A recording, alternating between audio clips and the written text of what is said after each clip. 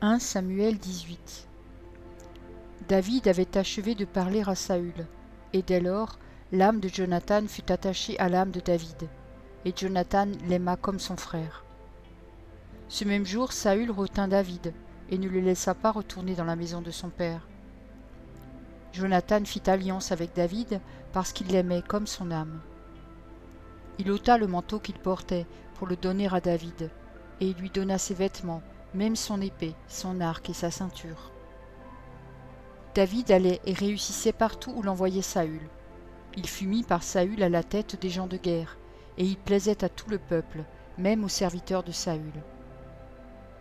Comme il revenait lors du retour de David après qu'il eut tué le Philistin, les femmes sortirent de toutes les villes d'Israël au-devant du roi Saül, en chantant et en dansant, au son des tambourins et des triangles, et en poussant des cris de joie. Les femmes qui chantaient se répondaient les unes aux autres et disaient « Saül a frappé ses 1000 et David ses 10 000 ». Saül fut très irrité et cela lui déplut. Il dit « On en donne 10 000 à David, et c'est à moi que l'on donne les 1000, il ne lui manque plus que la royauté. » Et Saül regarda David d'un mauvais œil à partir de ce jour et dans la suite. Le lendemain, le mauvais esprit de Dieu saisit Saül, qui eut des transports au milieu de la maison. David jouait comme les autres jours, et Saül avait sa lance à la main. Saül leva sa lance, disant en lui-même « Je frapperai David contre la paroi », mais David se détourna de lui 2 fois. Saül craignait la présence de David, parce que l'Éternel était avec David et s'était retiré de lui. Il l'éloigna de sa personne, et il l'établit chef de 1000 hommes. David sortait et rentrait à la tête du peuple. Il réussissait dans toutes ses entreprises, et l'Éternel était avec lui. Saül, voyant qu'il réussissait toujours, avait peur de lui. Mais tout Israël et Juda aimaient David, parce qu'il sortait et rentrait à leur tête. Saül dit à David, « Voici, je te donnerai pour femme ma fille aînée Mérab. Sers-moi seulement avec vaillance, et soutiens les guerres de l'Éternel. » Or Saül se disait, « Je ne veux pas mettre la main sur lui, mais que la main des Philistins soit sur lui. » David répondit à Saül, « Qui suis-je et qu'est-ce que ma vie? Qu'est-ce que la famille de mon père en Israël, pour que je devienne le gendre du roi ?» Lorsqu'arriva le temps où Mérab, fille de Saül, devait être donnée à David, elle fut donnée pour femme à Adriel de Méhola. Michal, fils de Saül, aima David. On en informa Saül, et la chose lui convint. Il se disait, « Je la lui donnerai, afin qu'elle soit un piège pour lui, et qu'il tombe sous la main des Philistins. » Et Saül dit à David pour la seconde fois, « Tu vas aujourd'hui devenir mon gendre. » Saül donna cet ordre à ses serviteurs, « Parlez en confidence à David, et dites-lui, « Voici, le roi est bien disposé pour toi, et tous ses serviteurs t'aiment. Sois maintenant le gendre du roi. » Les serviteurs de Saül répétèrent ces paroles aux oreilles de David, et David répondit, « Croyez-vous qu'il soit facile de devenir le gendre du roi? Moi, je suis un homme pauvre et de peu d'importance. » Les serviteurs de Saül lui rapportèrent ce qu'avait répondu David. Saül dit, « Vous parlerez ainsi à David. Le roi ne demande point de dot, mais il désire 100 prépuces de Philistins pour être vengé de ses ennemis. » Saül avait le dessein de faire tomber David entre les mains des Philistins. Les serviteurs de Saül rapportèrent ces paroles à David, et David agréa ce qui lui était demandé pour qu'il devînt gendre du roi. Avant le terme fixé, David se leva, partit avec ses gens et tua 200 hommes parmi les Philistins. Il apporta leurs prépuces, et en livra au roi le nombre complet, afin de devenir gendre du roi. Alors Saül lui donna pour femme Michal, sa fille. Saül vit et comprit que l'Éternel était avec David, et Michal, sa fille, aimait David. Saül craignait de plus en plus David, et il fut toute sa vie son ennemi. Les princes des Philistins faisaient des excursions, et chaque fois qu'ils sortaient, David avait plus de succès que tous les serviteurs de Saül, et son nom devint très célèbre.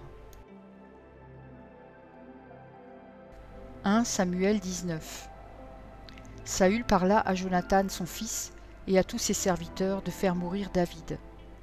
Mais Jonathan, fils de Saül, qui avait une grande affection pour David, l'en informa et lui dit « Saül, mon père, cherche à te faire mourir. Sois donc sur tes gardes demain matin, reste dans un lieu retiré et cache-toi. » Je sortirai et je me tiendrai à côté de mon père dans le champ où tu seras. Je parlerai de toi à mon père. Je verrai ce qu'il dira et je te le rapporterai. » Jonathan parla favorablement de David à Saül, son père.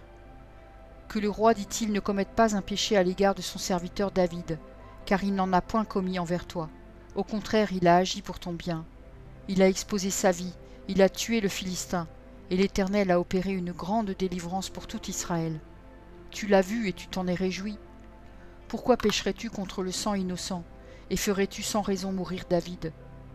Saül écouta la voix de Jonathan et il jura, disant, « L'Éternel est vivant, David ne mourra pas. » Jonathan appela David et lui rapporta toutes ces paroles. Puis il l'amena auprès de Saül, en présence de qui David fut comme auparavant.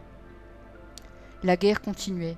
David marcha contre les Philistins et se battit avec eux. Il leur fit éprouver une grande défaite, et ils s'enfuirent devant lui. Alors le mauvais esprit de l'Éternel fut sur Saül, qui était assis dans sa maison, sa lance à la main. David jouait, et Saül voulut le frapper avec sa lance contre la paroi. Mais David se détourna de lui, et Saül frappa de sa lance la paroi. David prit la fuite et s'échappa pendant la nuit. Saül envoya des gens vers la maison de David pour le garder et le faire mourir au matin. Mais Michal, femme de David, l'en informa et lui dit, « Si tu ne te sauves pas cette nuit, demain tu es mort. » Elle le fit descendre par la fenêtre, et David s'en alla et s'enfuit. C'est ainsi qu'il échappa. Ensuite Michal prit le téraphim, qu'elle plaça dans le lit. Elle mit une peau de chèvre à son chevet, et elle l'enveloppa d'une couverture. Lorsque Saül envoya des gens pour prendre David, elle dit, « Il est malade. » Saül les renvoya pour qu'ils le vissent, et il dit, « Apportez-le-moi dans son lit, afin que je le fasse mourir. » Ces gens revinrent, et voici, le téraphim était dans le lit, et une peau de chèvre à son chevet. Saül dit à Michal, « Pourquoi m'as-tu trompé de la sorte, et as-tu laissé partir mon ennemi qui s'est échappé ?» Michal répondit à Saül, « Il m'a dit, laisse-moi aller, ou je te tue. » C'est ainsi que David prit la fuite et qu'il échappa. Il se rendit auprès de Samuel à Rama, et lui raconta tout ce que Saül lui avait fait. Puis il alla avec Samuel demeurer à Najoth. On le rapporta à Saül en disant, « David est à Najoth, près de Rama. » Saül envoya des gens pour prendre David. Ils virent une assemblée de prophètes qui prophétisaient, ayant Samuel à leur tête. L'Esprit de Dieu saisit les envoyés de Saül, et ils se mirent aussi à prophétiser eux-mêmes. On en fit rapport à Saül, qui envoya d'autres gens, et eux aussi prophétisèrent. Il en envoya encore pour la 3e fois, et ils prophétisèrent également. Alors Saül alla lui-même à Rama. Arrivé à la grande citerne qui est à ses coups, il demanda, « Où sont Samuel et David ?» On lui répondit, « Ils sont à Najoth près de Rama. » Et il se dirigea vers Najoth près de Rama. L'Esprit de Dieu fut aussi sur lui, et Saül continua son chemin en prophétisant jusqu'à son arrivée à Najoth près de Rama. Il ôta ses vêtements, et il prophétisa aussi devant Samuel, et il se jeta nu par terre tout ce jour-là et toute la nuit. C'est pourquoi l'on dit, Saül est-il aussi parmi les prophètes ? 1 Samuel 20. David s'enfuit de Najoth près de Rama. Il alla trouver Jonathan et dit, « Qu'ai-je fait ? Quel est mon crime ? Quel est mon péché aux yeux de ton père pour qu'il en veuille à ma vie ?» Jonathan lui répondit, « Loin de là, tu ne mourras point. Mon père ne fait aucune chose, grande ou petite, sans m'en informer. Pourquoi donc mon père me cacherait-il celle-là ? Il n'en est rien. » David dit encore en jurant, « Ton père sait bien que j'ai trouvé grâce à tes yeux, et il aura dit que Jonathan ne le sache pas, cela lui ferait de la peine. Mais l'Éternel est vivant, et ton âme est vivante. Il n'y a qu'un pas entre moi et la mort. » Jonathan dit à David, « Je ferai pour toi ce que tu voudras. » Et David lui répondit, « Voici, c'est demain la nouvelle lune, et je devrais m'asseoir avec le roi pour manger. Laisse-moi aller, et je me cacherai dans les champs jusqu'au soir du 3e jour. Si ton père remarque mon absence, tu diras, David m'a prié de lui laisser faire une course à Bethléem, sa ville, parce qu'il y a pour toute la famille un sacrifice annuel. Et s'il dit, c'est bien, ton serviteur alors n'a rien à craindre. Mais si la colère s'empare de lui, sache que le mal est résolu de sa part. Montre donc ton affection pour ton serviteur, puisque tu as fait avec ton serviteur une alliance devant l'Éternel. Et s'il y a quelque crime en moi, ôte-moi la vie toi-même, car pourquoi me mènerais-tu jusqu'à ton père? Jonathan lui dit, loin de toi la pensée que je ne t'informerai pas, si j'apprends que le mal est résolu de la part de mon père et menace de t'atteindre. David dit à Jonathan, qui m'informera dans le cas où ton père te répondrait durement? Et Jonathan dit à David, viens, sortons dans les champs. Et ils sortirent tous deux dans les champs. Jonathan dit à David, je prends à témoin l'Éternel, le Dieu d'Israël. Je sonderai mon père demain ou après-demain. Et dans le cas où il serait bien disposé pour David, si je n'envoie vers toi personne pour t'en informer, que l'Éternel traite Jonathan dans toute sa rigueur. Dans le cas où mon père trouverait bon de te faire du mal, je t'informerai aussi, et je te laisserai partir, afin que tu t'en ailles en paix, et que l'Éternel soit avec toi, comme il a été avec mon père. Si je dois vivre encore, veuille user envers moi de la bonté de l'Éternel. Et si je meurs, ne retire jamais ta bonté envers ma maison, pas même lorsque l'Éternel retranchera chacun des ennemis de David de dessus la face de la terre. Car Jonathan a fait alliance avec la maison de David. Que l'Éternel tire vengeance des ennemis de David. Jonathan protesta encore auprès de David de son affection pour lui, car il l'aimait comme son âme. Jonathan lui dit, c'est demain la nouvelle lune. On remarquera ton absence, car ta place sera vide. Tu descendras le 3e jour jusqu'au fond du lieu où tu t'étais caché le jour de l'affaire, et tu resteras près de la pierre des ailes. Je tirerai 3 flèches du côté de la pierre, comme si je visais un but. Et voici, j'enverrai un jeune homme, et je lui dirai, va, trouve les flèches. Si je lui dis, voici les flèches sont en deçà de toi, prends-les, alors viens, car il y a paix pour toi, et tu n'as rien à craindre, l'Éternel est vivant. Mais si je dis au jeune homme, voici les flèches sont au-delà de toi, alors va-t'en, car l'Éternel te renvoie. L'Éternel est à jamais témoin de la parole que nous nous sommes donnée l'un à l'autre. David se cacha dans les champs.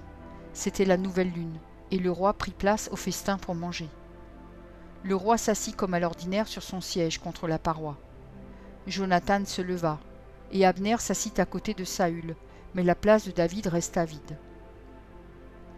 Saül ne dit rien ce jour-là, car pensa-t-il, c'est par hasard, il n'est pas pur, certainement il n'est pas pur.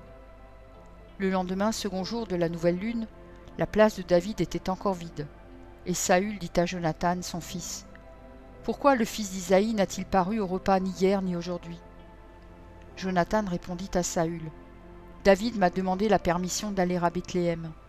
Il a dit, « Laisse-moi aller, je te prie, car nous avons dans la ville un sacrifice de famille, et mon frère me l'a fait savoir. Si donc j'ai trouvé grâce à tes yeux, permets que j'aille en hâte voir mes frères. C'est pour cela qu'il n'est point venu à la table du roi. » Alors la colère de Saül s'enflamma contre Jonathan, et il lui dit, « Fils pervers et rebelle, sais-je pas que tu as pour ami le fils d'Isaïe, à ta honte et à la honte de ta mère?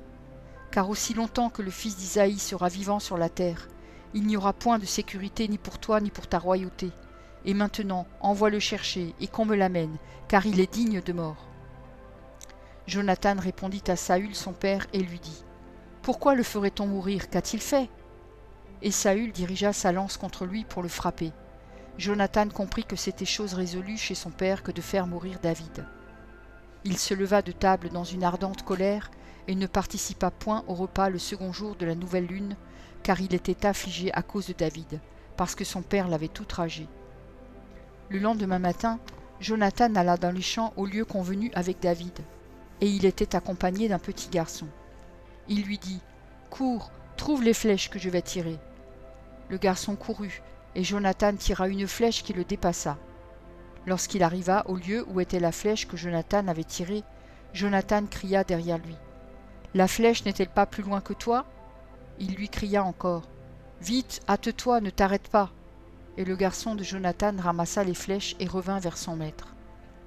Le garçon ne savait rien. Jonathan et David seuls comprenaient la chose. Jonathan remit ses armes à son garçon et lui dit, « Va, porte-les à la ville. » Après le départ du garçon, David se leva du côté du midi, puis se jeta le visage contre terre et se prosterna 3 fois. Les 2 amis s'embrassèrent et pleurèrent ensemble. David surtout fondit en larmes.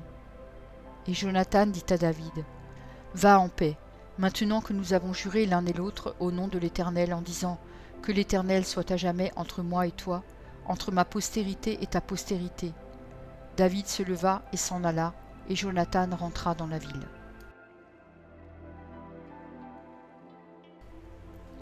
Psaume 11. Au chef des chantres, de David. C'est en l'Éternel que je cherche un refuge. Comment pouvez-vous me dire « Fuis dans vos montagnes comme un oiseau » Car voici, les méchants bandent l'arc, ils ajustent leurs flèches sur la corde, pour tirer dans l'ombre sur ceux dont le cœur est droit. Quand les fondements sont renversés, le juste que ferait-il? L'Éternel est dans son saint temple, l'Éternel a son trône dans les cieux. Ses yeux regardent, ses paupières sondent les fils de l'homme. L'Éternel sonde le juste, il hait le méchant et celui qui se plaît à la violence. Il fait pleuvoir sur les méchants des charbons, du feu et du soufre. Un vent brûlant, c'est le calice qu'ils ont en partage. Car l'Éternel est juste, il aime la justice. Les hommes droits contemplent sa face. Psaume 59. Au chef des chantres, ne détruis pas. Hymne de David. Lorsque Saül envoya cerner la maison pour le faire mourir. Mon Dieu, délivre-moi de mes ennemis, protège-moi contre mes adversaires. Délivre-moi des malfaiteurs et sauve-moi des hommes de sang. Car voici, ils sont aux aguets pour m'ôter la vie. Des hommes violents complotent contre moi, sans que je sois coupable, sans que j'aie péché, ô Éternel. Malgré mon innocence, ils courent, ils se préparent. Réveille-toi, viens à ma rencontre et regarde. Toi, Éternel, Dieu des armées, Dieu d'Israël, lève-toi pour châtier toutes les nations. N'aie pitié d'aucun de ces méchants infidèles. Ils reviennent chaque soir, ils hurlent comme des chiens, ils font le tour de la ville. Voici de leur bouche ils font jaillir le mal, des glaives sont sur leurs lèvres, car qui est-ce qui entend? Et toi, Éternel, tu te ris d'eux, tu te moques de toutes les nations. Quelle que soit leur force, c'est en toi que j'espère, car Dieu est ma haute retraite. Mon Dieu vient au-devant de moi dans sa bonté. Dieu me fait contempler avec joie ceux qui me persécutent. Ne les tue pas de peur que mon peuple ne l'oublie. Fais-les errer par ta puissance, et précipite-les, Seigneur, notre bouclier. Leur bouche pêche à chaque parole de leurs lèvres, qu'ils soient pris dans leur propre orgueil. Ils ne profèrent que malédictions et mensonges. Détruis-les dans ta fureur, détruis-les et qu'ils ne soient plus. Qu'ils sachent que Dieu règne sur Jacob jusqu'aux extrémités de la terre. Ils reviennent chaque soir, ils hurlent comme des chiens, ils font le tour de la ville. Ils errent çà et là, cherchant leur nourriture, et ils passent la nuit sans être rassasiés. Et moi, je chanterai ta force, dès le matin je célébrerai ta bonté, car tu es pour moi une haute retraite, un refuge au jour de ma détresse. Ô ma force, c'est toi que je célébrerai, car Dieu, mon Dieu tout bon, est ma haute retraite. Merci pour ton écoute. Je t'encourage à écouter encore la parole du Seigneur. J'ai pris un engagement avec lui et je publierai tous les jours un verset. Si j'en oublie un jour, j'en ferai 2 le lendemain. De ton côté, tout ce que tu as à faire, c'est de t'abonner à cette chaîne. Et s'il te plaît, n'oublie pas le pouce bleu. Et si tu veux me laisser un gentil commentaire, c'est aussi apprécié. Pour écouter la suite, clique simplement sur la vidéo du jour suivant, en haut à gauche. Que Dieu te bénisse.